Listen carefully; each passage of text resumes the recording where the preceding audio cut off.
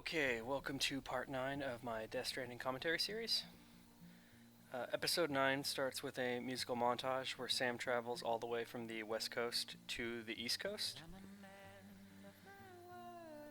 And he's going to start entering the snow in a little bit. Now, he passed through the snow in episode 6, and a lot of the snow shots when he was going through it, he was moving from left to right. And so for a lot of these shots, I tried to have him moving from right to left to kind of show that he's heading back the way he came.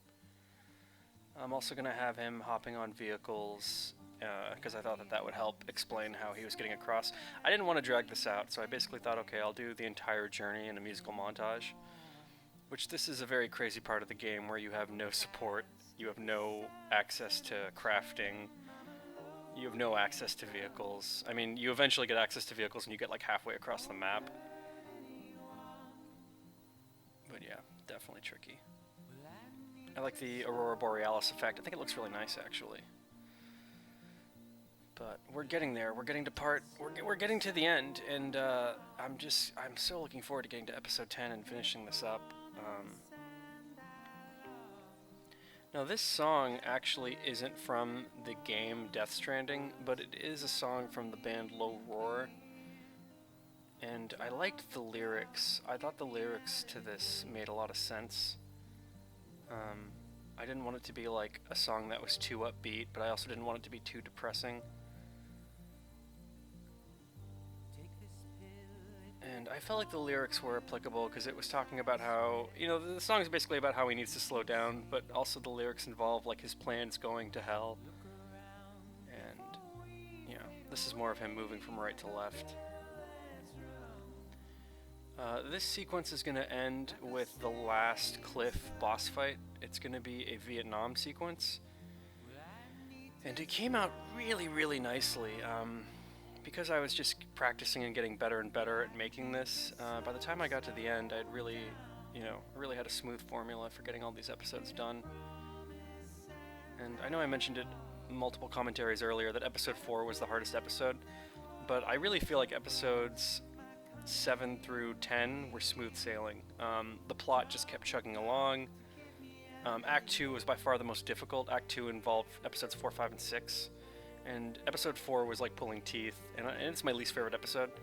Episode 6 was like pulling teeth, but I actually like that episode. I think episode 6 is pretty good.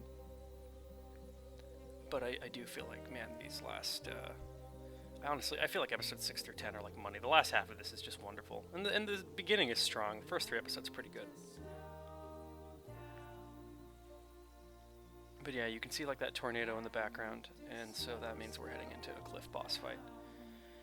Now with the Vietnam sequence, I definitely filmed that for multiple hours to get all the shots I wanted, and there's a lot of shot reverse shot and a lot of slick edits. I did skip a boss fight. There was like a whale flying through the sky boss fight.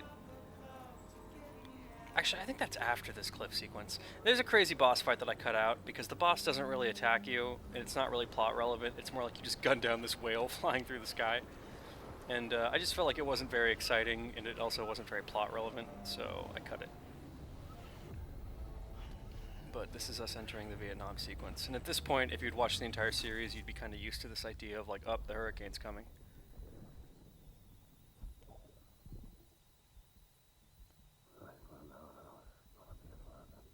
Now these cliff scenes where you get the cliff memory flashbacks, they're progressively getting worse. Like, you can kind of tell at the beginning they're a little hopeful and melancholy, and you can tell by these last few episodes that something has gone horribly wrong. Like, Cliff has got blood, you keep hearing gunshots, you know that there's something to this Cliff backstory that's quite tragic involving him and the BB. And we're going to get those answers in episode 10. Episode 10 is going to wrap everything up in a nice little bow. And episode 9 is going to set up a lot of these things. After this Vietnam sequence, we're going to get like a pretty juicy scene of a major plot revelation. So we're finally starting to get answers. It only took, If you were playing the game, it only took like 35 hours to start getting legitimate answers. You were just clueless the whole time. And the same thing if you were watching this mini series. You know, you're going to be pretty clueless until pretty much this episode. And then definitely by episode 10, you have everything you need for the entire story to make sense. It might be a little confusing, but it's one of those things if you analyze it and pay attention and think about it, like everything makes sense. Which I'll try to explain when we get there. Be free. Captain, I need you to hand it over. Shoot him, John. Shoot him! I gave you an order. Shoot him! Yeah, it's pretty dramatic. Pretty dramatic. So yeah, now we're entering the Vietnam sequence. I feel like by far the best of these, the first sequence was World War I, the second sequence was World War II, and this third sequence is Vietnam. And this Vietnam one came out really nice. Like, the cinematography came out nice. Everything just clicked. I was able to edit around the HUD perfectly. And the sequence wasn't that difficult to capture in comparison to the World War I sequence is actually the most difficult by far. But this Vietnam one was pretty smooth sailing. Or at least relatively smooth sailing. It could have been a lot easier if there was no HUD, but at least I could edit around it, so I'm very pleased with how the sequence came out. This is another one of those things where I'm like, I defy you to watch anyone else's Death Stranding. Just Google Death Stranding Vietnam sequence and watch anyone else's, and you're going to be like, wow, this one's really good. How'd you do this?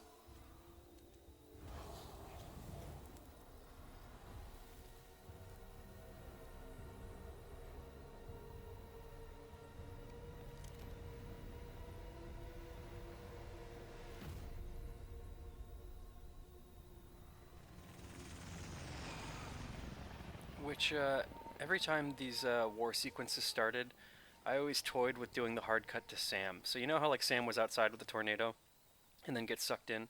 I always thought about maybe I should just hard cut to his face being on the ground.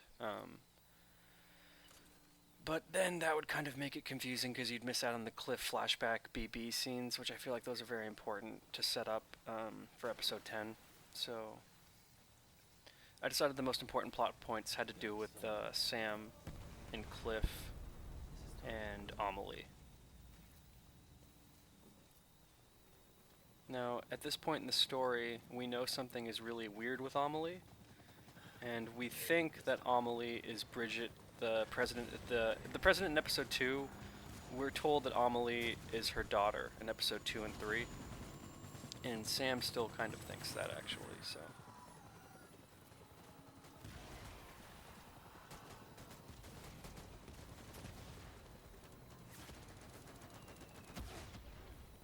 Yeah, so when I got hit with that mortar, the HUD came up, so then basically what I did is I just went to POV and looked straight up to keep like the momentum going, and that's how I was able to edit around the HUD. This shot I really like. Yeah, like I don't think I'd ever shown that shot before, but I like the explosions going off in the background and the lighting. It looks really nice. Also, walking into camera is not the easiest thing. You would never walk into camera when you're actually playing a video game, unless it's like Crash Bandicoot and you're running away from a giant boulder. This shot's fantastic, where we look up at the helicopter. Yeah, I was like, that came out so nice. And then yeah, shot, reverse shot. Once again, all of these sequences would have been a one-shotter, a la like Birdman or like Chiva Lubeski, but because we had HUD, we have to edit around that. So there's a lot of shot, reverse shot that I normally I wouldn't do. Normally what I would do is I'd probably just have the camera just keep doing a really slow, gentle 360 as I worked around the environment. That's probably how I would have filmed this had I had absolutely no HUD. Now there's going to be an explosion that knocks Sam off his feet, and at that point we're going to hard cut out of this sequence. So I did skip a couple minutes of this because he'd probably keep walking for a while before getting to where he needed to go. But that explosion was so cool, and then the HUD came up so instantly. You can hear the HUD and the sound effects coming up, so I basically just did the hard cut to this to get around that. Also, it's kind of a bit of a cliffhanger as well, where you're like, is Sam okay? I mean, of course he's okay, but This, I believe, is a reference to the movie Apocalypse Now by Francis Ford Coppola, where Martin Sheen is coming out of the water. I really feel like that's what he's doing here. And also, Apocalypse Now is a Vietnam movie, so I do feel like this is definitely an Apocalypse Now reference that Kojima stuck in there, because Kojima's a huge film buff, obviously.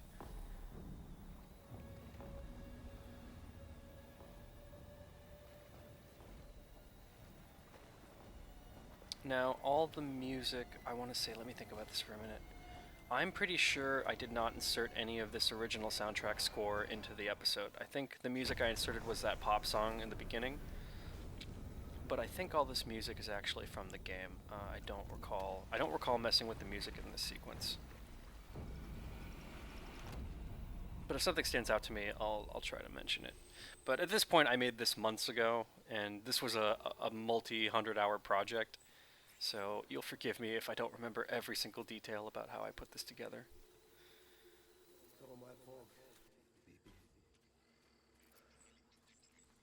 Now this sequence was dramatically cut down, because normally when you shoot Cliff in these boss fights, he'll kind of get like resurrected 2 times, so that the 3rd time you knock him down is when you get the cutscene. And so for this sequence, what I did is the first time I knocked him down, I just cut to the cutscene. Because I have a lot of information and stuff I need to cover, and I felt like it wasn't the most important thing to show Cliff, getting shot 3 sets of times, falling down, getting back up, teleporting somewhere else, having the fight continue. Which I believe I did during the World War I, World War II sequence. But by the time I got to this Vietnam sequence, I was like, okay, we've seen it. We don't need to show that 3 times. Like, let's just show it once. I like that little baseball slide.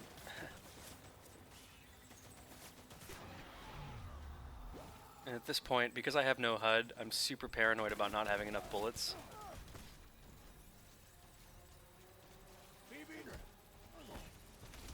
And I didn't want to light Cliff up with bullets. I know I shot Cliff a little bit, but I didn't want to just gun him down because I knew we were going to have this conversation right after. So I wanted to make it look a little bit more like, he's just injured. It wasn't like he was shot in the face or something unbelievable. And this is how the game does it. So, like, to me, this game has a huge continuity error where, like, we were just in kind of, like, we had, like, what is it called? We had, like, magic hour lighting, and then it cuts to, like, it's nighttime. But that was not me. That's literally how the game does it.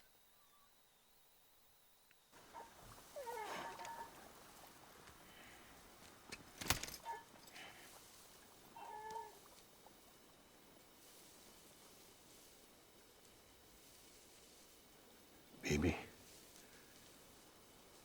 we're getting out of here. I promise.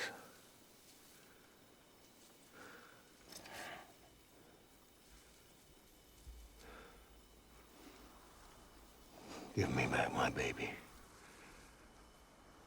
Are you clear of hunger?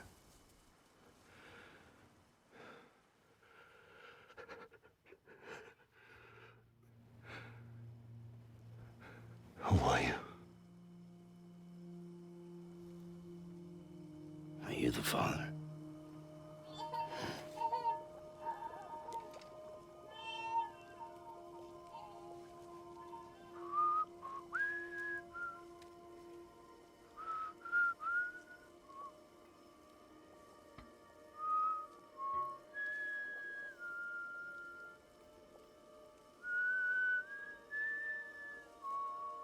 Yeah, I like the Sam can whistle the song back.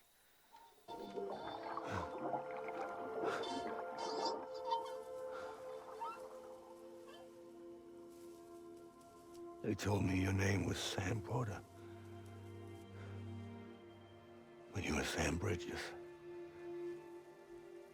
My bridge to the future.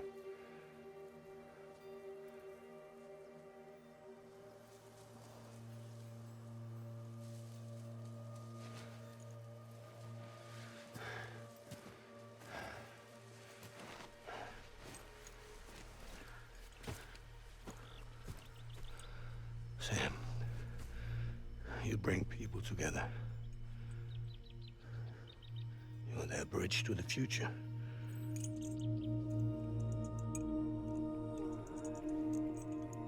Come on, Sam.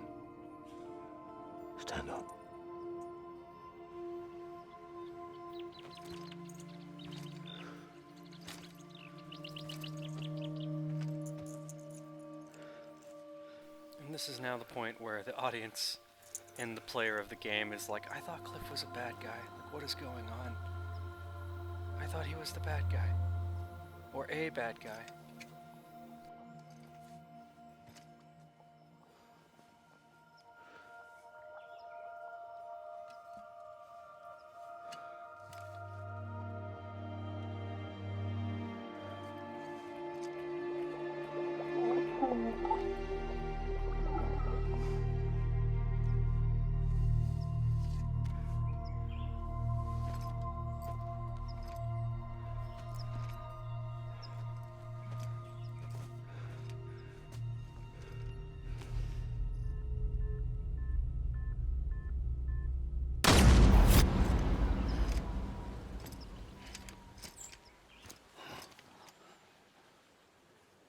Yeah, it's a fantastic cutscene. Like the acting, the editing. That was Kojima. It's all Kojima. I didn't mess with any of that sequence. And get out of this place. There's nothing I can do for your wife. I'm sorry. Now, if she orders me to do something, I have to do it. I have to. But I served under you. Yeah, this is where we're getting more backstory. We're getting more backstory to Cliff, where this guy is Cliff's old friend, and he's telling him, like, you gotta grab that baby and run, man. But then because of other Cliff flashbacks, we know that that obviously didn't work out, you know? Because he's got, like, blood on his face, and he's telling the baby, like, I'll always be with you, and you're like, oh, jeez. It's very tragic. And as the audience, you still don't know, like, why is this plot relevant? Like, why is this stuff with Cliff and the baby plot relevant? But it's 100% connected to the Death Stranding, which, once again, this will all make sense by episode 10. By episode 10, Cliff, in his connection with the Death Stranding, will make perfect sense. Amelie will make perfect sense. Sam will make perfect sense. And we're going to technically get a happy ending, which is crazy to think about, because, like, there's not that much time left as far as I'm concerned. Sam, are you okay? I reviewed your logs. It looks like you were caught in a supercell and emerged an instant later on the other side of Ground Zero. Not far from Port Knot City. Now, I'm a lot more quieter in these episodes because at this point there's not much gameplay left. We just finished the Vietnam sequence. There's going to be some gameplay left. We have one more musical montage of walking in episode 10. But for the most part, these last couple episodes it's just me taking like 4 hours of cutscenes and condensing them down to have something that makes sense. Because I cut out a lot of subplots, I cut out a lot of characters, and even though I didn't make it any less or more confusing, because you would still be confused at this point in the game. If I had kept in every subplot, this would still be confusing as far as the main questions you would have about, okay, what's the deal with Cliff, what's the deal with the baby, what's the deal with Amelie, what's the deal with Sam, like, what we still have never gotten an answer of what the Death Stranding is. We just know that it happened, and it showed up, and that the planet hasn't been able to get rid of it. But we still don't know the whys of the Death Stranding. Which by episode 10 we will know. And then this is a pretty cool scene where we get some really creepy information about Amelie. Because remember, at this point in the story, we think that Amelie is the old lady president's daughter. And then this is where we start realizing, okay, there's a huge problem here. We already know she's an extinction entity. And we know she wants to destroy the world, but this gives us a huge piece of information that's creepy the first time you play this game. I got a little present from Emily. Said she'd take me to the beach if I wanted. But I'd need this doll to show me the way. It's a trap. It has to be. But I've decided to play along. You've all been playing along too, haven't you? You know this mask hides more than just my face.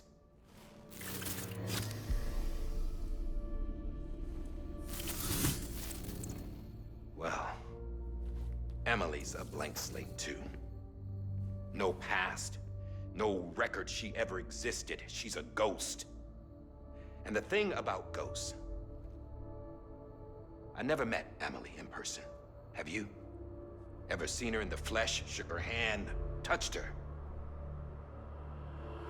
The original team we sent was divided into two groups. Yeah, so this is a recorded message. Remember at the last episode when this guy was on the beach? This is a recording he made right before he went to the beach. Yes. Amelie's group was wiped out in Edgenot City. Everyone but her. Everyone who could say whether or not she exists. Bullshit. She's real. We've touched, all right? She and I both. Well, I've only ever interacted with her hologram. I'm telling you, I've met her. In person. Lots of times when I was little. Yes, but on the beach. Here's what the president had to say about her daughter. Amelie was born on the beach. There her Ka remained, though her Ha came to this world. This division of body and soul forced her to spend most of her childhood in the hospital. But though her health was poor, her Doom's numbers were off the charts. Her supernatural talents blossomed as she grew older and overcame her limitations.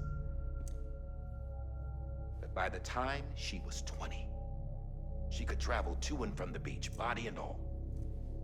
And that's where she started spending all of her time. Now, if you wanted to get in touch with Emily, it was via hologram or nothing. The president insisted on that.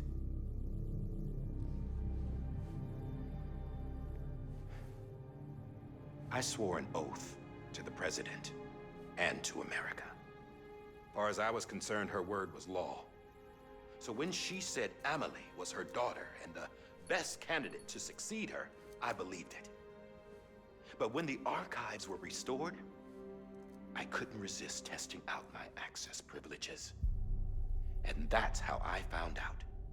Bridget was diagnosed with uterine cancer in her 20s and couldn't have children. You see, doesn't add up, does it? There's no way Amelie could be Bridget's biological daughter. So where'd she come from? Who is she? Is she even real? How can we be sure that Amelie is an extinction entity when we don't even know if Amelie is Amelie? Hell, for all I know, the EE theory might be bullshit. But if it's not, if she's the cause of the death stranding, then I have to accept her invitation. I've loaded my gun with hermetic rounds. Sam's blood. It connects my gun to her, to me, to him, all of us. Which means I should be able to take it with me to the beach. I'm gonna stop what she started by stopping her. One last confession. I'm just a man. No powers, nothing special. Don't have dooms, I can't repatriate like Sam either. Don't know the first thing about dying, I never tried it. Yeah. I've been to hell. Every single battlefield was hell. But no matter how terrible it got, I never died. Because all I ever did was run from death.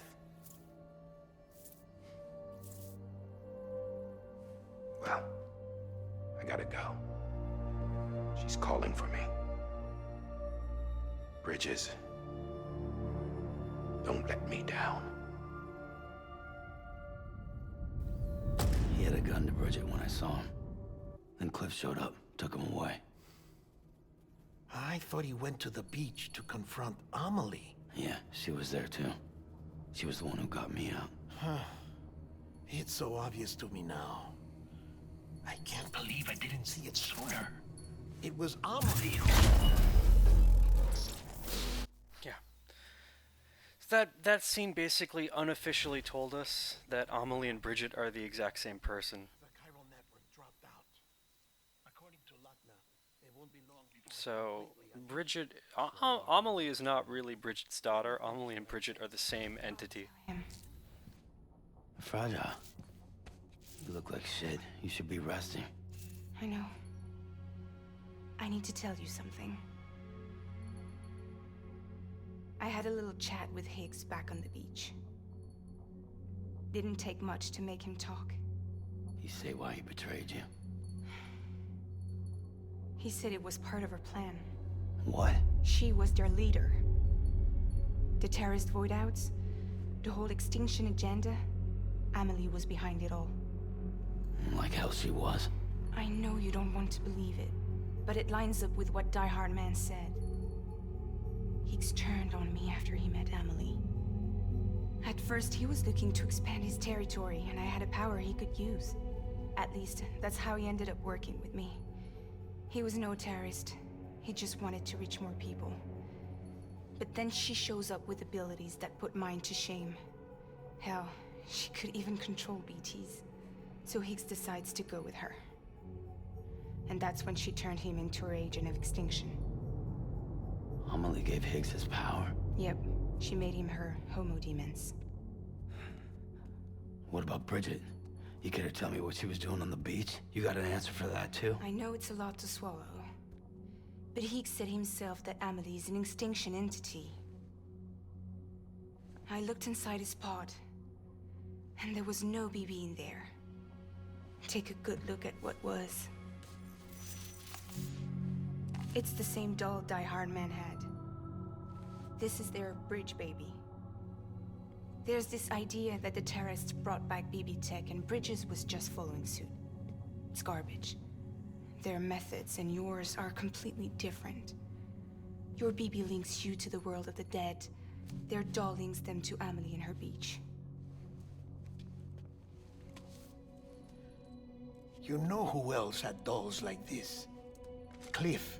He was carrying them on the battlefields. Cliff, Higgs, the director. All three of them were drawn in and controlled by this extinction entity. And who is this EE really? Is it Bridget? Is it Amelie? All I can say is that the answers are on the beach. What she wants and why. If we get to the bottom of that, then maybe we can still avert the last stranding. You've got to find her, Sam. Whoever she really is. She's waiting for you on the beach. Hurry back east. Yeah, sorry. Sorry I had nothing to say there. I was literally just watching it. I was like, this is good. I'm like, we're starting to get some serious information finally in this whole confusing mess of a story. It's a beautiful mess.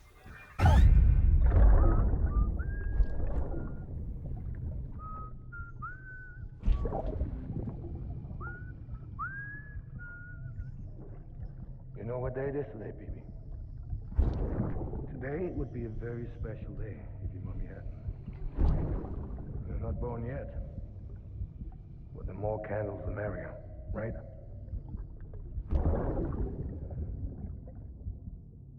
Soon it'll be time for you to come out into the real world. I promise. And then, we can have a real... I kept the scene in. There was a ton of these scenes that I had to actually cut because there's a ton of them.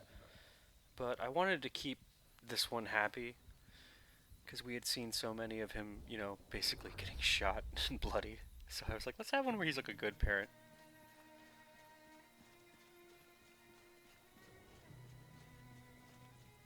Oh, so this is like episode 2. That's interesting. So Sam makes this run in episode 2 to deliver penicillin. I totally forgot about this sequence, actually. And if you compare episode 1 to episode 2, you'll notice that there's no HUD in this sequence because the game had nothing to tell me. And this is basically how I would have filmed almost everything had I not had to edit around the HUD. So you'll see that this is like a long, nice shot that doesn't stop.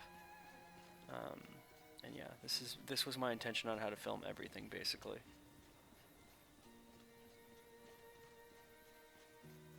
Yeah, I have years of practice of having the camera do a 360 and like continuing to run in the same direction, which is not the easiest thing.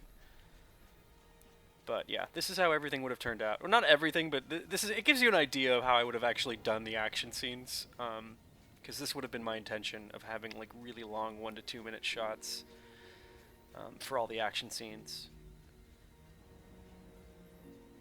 But yeah, that's interesting. Just a taste. That's what it would look like when the HUD is not fighting me. So you definitely have to get to pretty much the end of the game before the HUD finally shuts up and stops telling you how to throw grenades that you aren't carrying.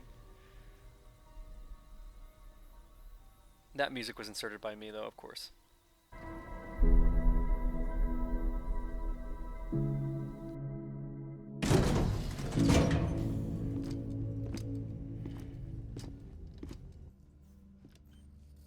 Too much traveling to and from beaches in such a short span.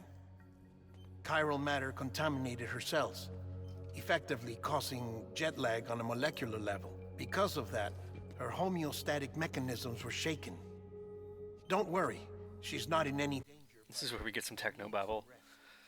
Technobabble. So where's the director?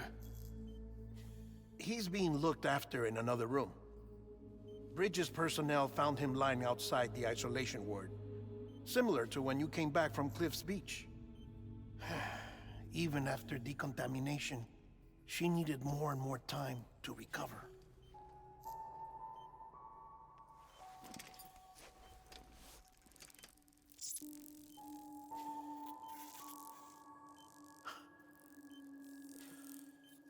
Sam, you made it. Hungry?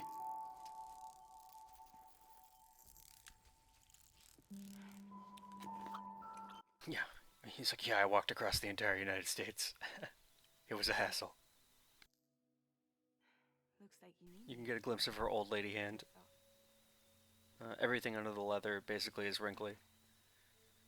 She's still in good shape, though.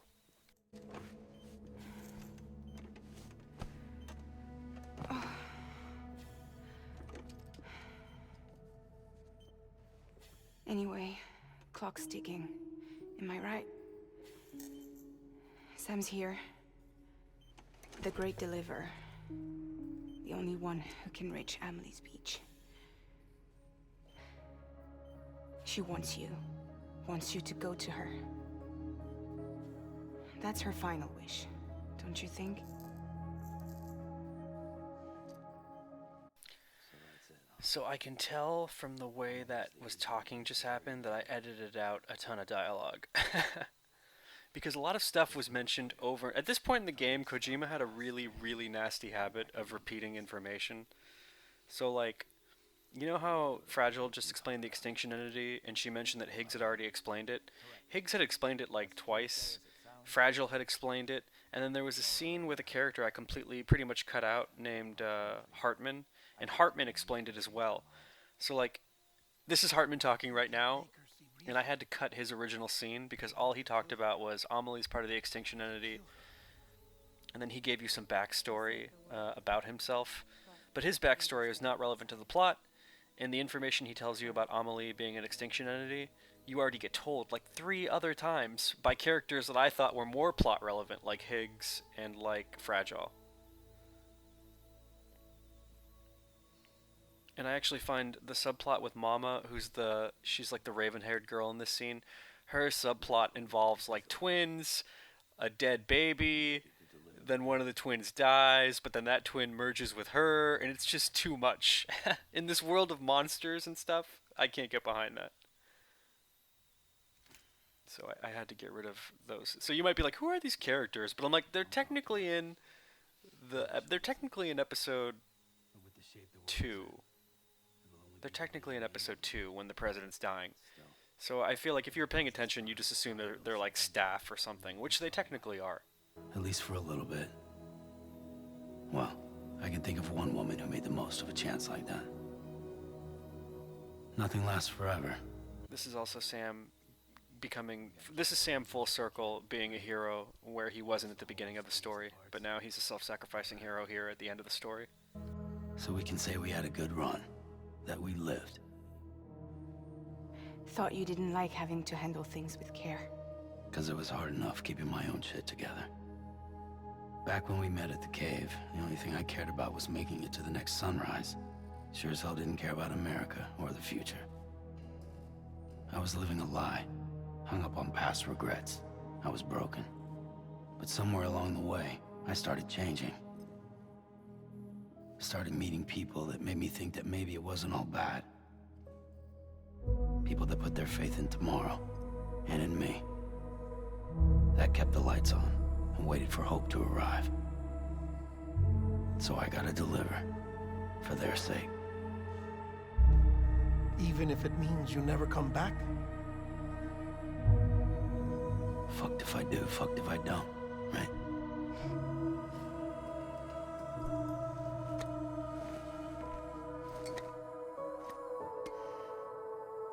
Take care of Lou. I will. Couldn't find a working still mother east of Port Knot City. Kid's done enough. No more. All right. I'll do my best to nurse our little one back to health.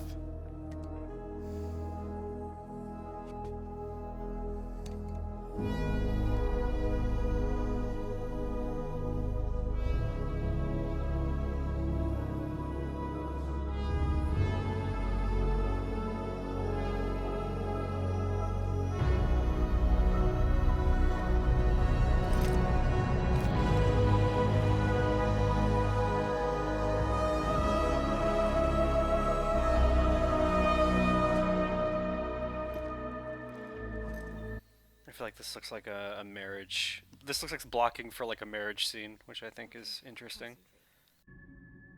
Help me look for Emily.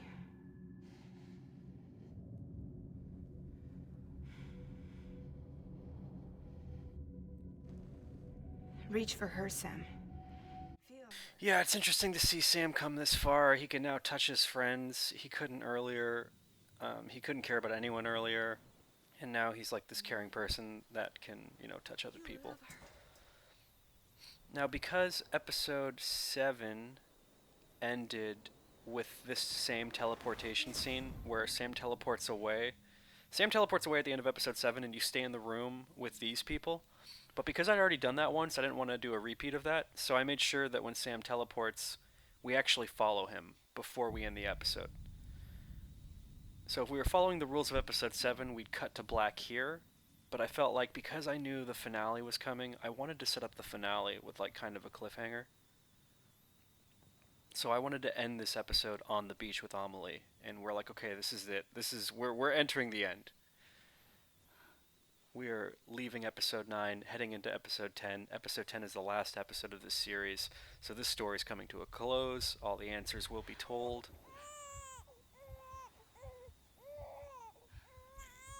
And this entire crazy nightmare will all make sense.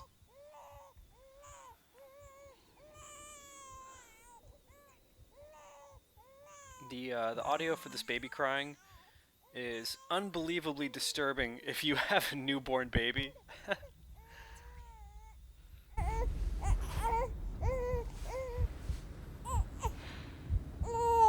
I know the way.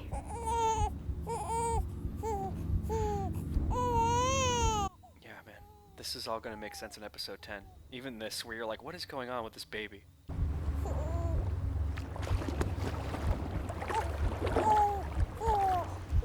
All of this has to do with what started the Death Stranding.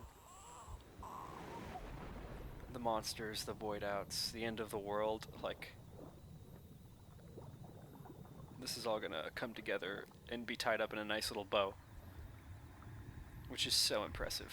Because so far we've gone on this surrealist nightmare where we're confused, and yet somehow by the end we're gonna tie all this up with a nice little bow that makes perfect sense. And maybe some of you have figured out like what is going on, but if you haven't, it'll be explained. It won't be explained overtly, but it will be explained. So yeah, this is what Amelie's Beach looks like.